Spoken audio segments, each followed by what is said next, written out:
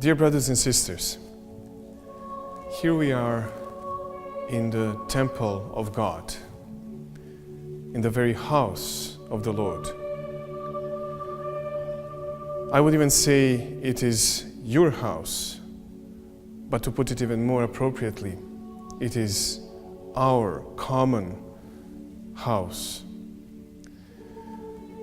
The Lord Himself is indeed everywhere and filleth all things. And He certainly can meet and find and encounter man wherever He wills. But man seeks God precisely at His sanctuary, at His holy places, at the church.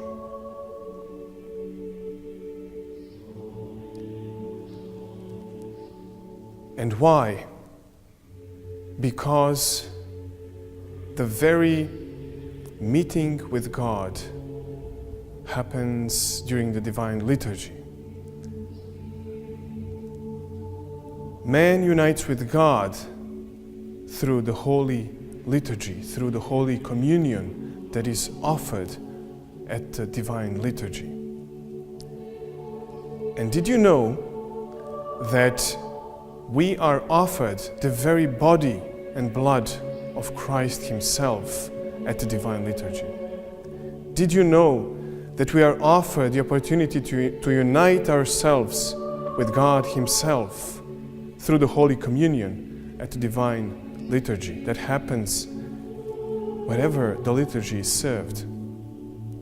Did you know that by coming to the church and listening to the gospel, to the beautiful hymns sung at the church, did you know that we are listening the very words that the first apostles and that the first Christians were hearing some 2,000 years ago? Did you know that today, 2,000 years later, we know much more than the first apostles and first Christians did?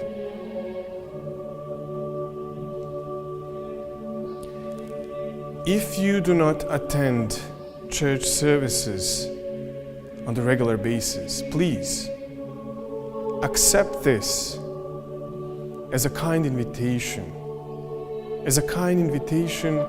from the house of the Lord, directed to you. If you are disappointed for reasons known only to you, either to the church administration, or people in the church, think again. Go back and read the Gospel according to St. John, only 2 verses.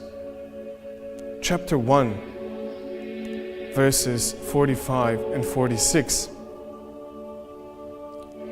where the Gospel says about Philip who found Nathanael, and he said, "We have found the one of whom Moses and the prophets spoke and wrote.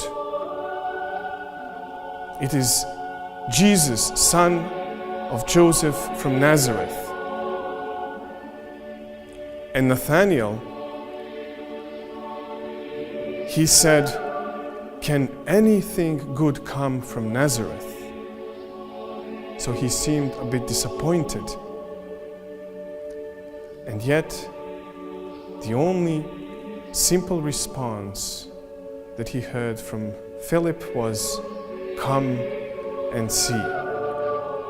If you are hearing this video, you are hearing the very invitation from the house of the Lord.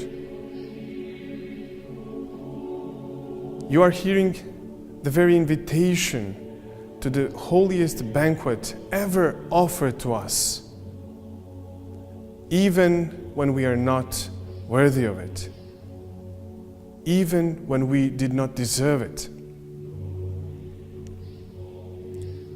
If an important person invites us to his or her banquet, I'm sure that most of us respond to great joy and zeal and show up to that banquet. But here we have an invitation from God Himself to the holiest banquet, where we are offered God Himself, the very body and the very blood of Christ Himself. Do we read Scripture? That's a letter from God Himself addressed to us. Here we read, I'm sure, many letters from more or less important people. And yet, do we have some time? Do we dedicate some time, at least some time, to find out what God in His letter addressed to us has to say to us?